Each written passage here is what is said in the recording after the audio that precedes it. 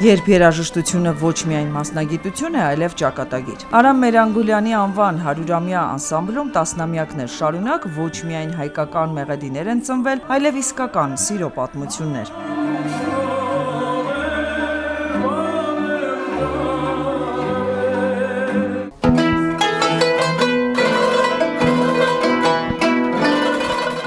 Այս ընտանիքում օրը սկսվում և ավարտվում է հարազատ համույթի ակորդներով։ Փիրուզա Կարապետյանն անսամբլի հնաբնակներից է, ավելի քան 50 տարի բեմում է մեծ վարպետների կողքին։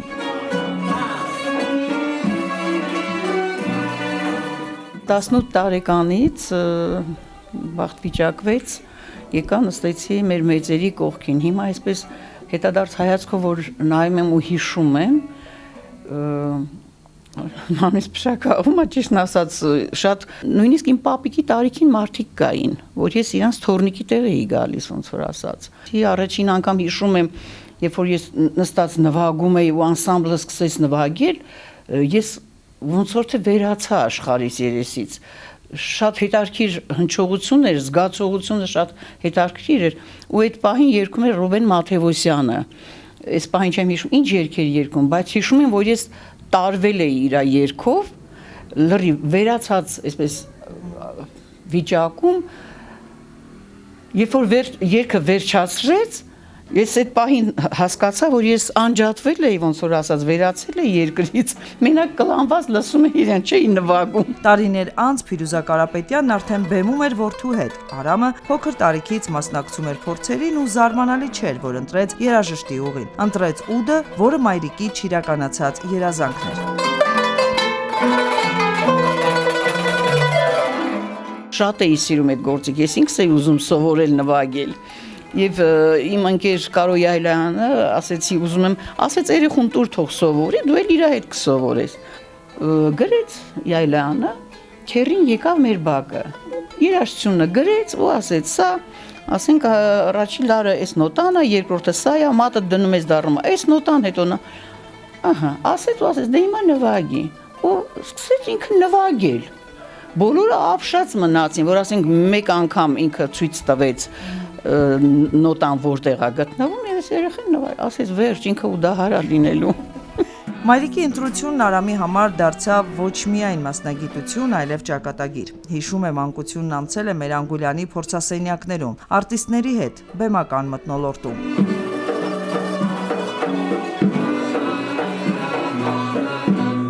Իմ սերնդակիցների մեջ այն մարդկանց, որ տեսել եմ, այդ մեր լեգենդներին, մեր մեծերին մենակ ես եմ տեսել։ Դե մամա ստանում էր փորձերի, նստում էի այնտեղ։ Արամ Նիկողոսյանը, ուդահար, Կարո Արիստոկեսյանը, դափահար Վլադիմիր Գրիգորյան, հա։ Արամը ապագա կնոջ Անայտի հետ ծանոթացավ Ռոմանոս Մելիքյանի անվան ուսումնարանում։ Տիկին Փիրուզայի ուսանողուհին էր։ Անայտը խոստովանում է, դասախոսի տուն որպես հարս մտնելը հոգեբանորեն հեշտ չէր։ Բարդ, էմոցիաների խառնաշփոթ։ Բնական շրջանում ձեզի ուսանողն եք։ Հա, ավելի շատ։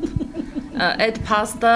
շատ ավելի ջերմացնող էր սկզբնական շրջանում, որովհետև ես այդտեղ հստակ իմ տեղն ու դիրքն ունեի։ Հետո փոփոխության արդյունքում բնականաբար պիտի նոր ինչ-որ բան ստեղծվեր, մի քիչ դժվար էր։ Հիմա նորմալ է։ Հիմա խնդիր չկա։ Չէ, իհարկե չէ։ Առավել ևս Մերանգուլյանը, մեր մայստրոն, ոնց ցույց է տալիս, մենք նվագում ենք։ Այո, ես ինքս աղջիկ չեմ ունեցել, երկու տղաներ ունեմ։ Ինքը որ եկավ մեր տուն, ուսանող էր դեռ, մի խոսքով անցանք դժվարություններ ենք ունեցել, բայց հաղթահարել ենք միասին առանց կոնֆլիկտների։ Մենք ավելի շատ գիտենք, հա, այդ տարբերակով ենք շփվում ու մեր տարակարծությունն էլի երաշտական առումով ավելի շատ է լինում, քան տնային անձնական։ Հայկական ավանդական ընտանիքներում ընդունված է ասել, թե սկեսուրը հարսին է փոխանցում տան շերեփը։ Այս դեպքում խոհանոցային շերեփի փոխարեն տիկին Փիրուզան Անահիտին է հանձնել դասավանդման փորձը։ Երկար տարիներ դասավանդել եմ, հիմա էստաֆետան հանձնել եմ Անահիտին, դե բա երիտասարդները պետքա փոխարինեն, որ իրանք էլ աճեն, մասնագիտանան, քո փորձից ելնելով պետքա պատժ կան, ոնց որ ասած, իրան օգնես, որ ինքը ավելի առաջ գնա, չէ՞ որ դա քո պատիվն է վերջապես, չէ՞։ Քո պատիվն է, քո տղայի պատիվն է։ Առանձին կենցաղ ունենք ու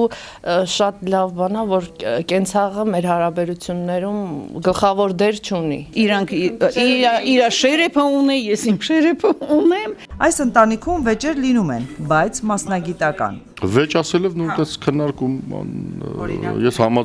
համաձայն չեմ։ Կանոնահարները մի քիչ բնույթով ավելի սեփական կարծիքը արժևորելու մեծ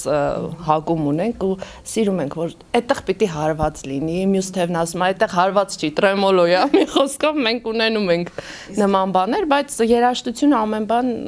հարթում է բնականաբար, որովհետև թելադրողը երաժշտությունն է։ Արամին տալիս ենք ամենադժվար հարցը. երկու կանոնահարույներից ում նվագն է ավելի շատ հավանում, կնոջ թե մոր։ Պատասխանը դիվանագիտական է։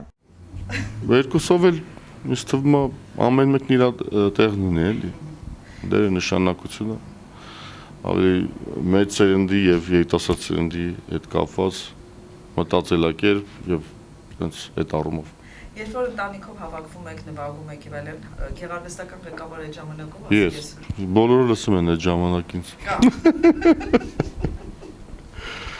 Տենց Իսկ բեմում արդեն դերերը հստակ բաշխված են։ Այստեղ մենք տանն ենք, այդպես ասեմ, մենք մի ընտանիք ենք, մեր ավագ սերնդի երաժիշտներով, երիտասարդներով, շատ ջերմ հարաբերություններ ունենք։ Եթե ամուսնուս հետ եմ նվագում, 100-ից 1000-ից ավելի վստահ եմ, քան որ ինքը չի լինում, ես ուրիշ խմբի հետ մենակ եմ լինում։ Թիկունքը։ Հաստորեն ամուսինը ձեր թիկունքում է նստում, սկեսուրը Կողքին։ Լավ վիճակում է։ Հա, խնդիր չունենք։ Ամեն բան շատ հաշտ, համերաշխ։ Կանանց պնդման պարամի խոսքը թե բեմում, թե տանը վճռորոշ է։ Նա է ընտանիքի գեղարվեստական ղեկավարը։ Շատ ճիշտ եմ ասում, ամեն տեղ, ամեն հարցում, եթե Արամը այդտեղ է, ուրեմն պետք է մենք ենթարկվենք կարծիքին։ Սակայն եղել են պահեր, երբ գեղարվեստական ղեկավարն անզոր է եղել հարս սկեսուր դաշինքի դեմ։ Աղջիկս ես երկրում չեմ լինում,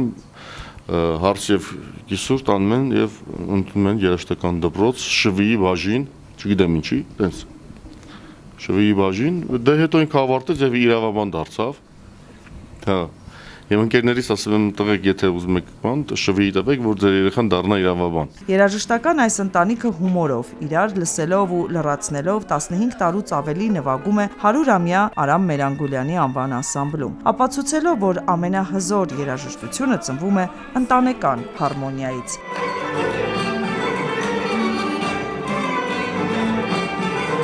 Արմինե Գևորգյան, Սամվել Գալստյան, Ռադիոլուր։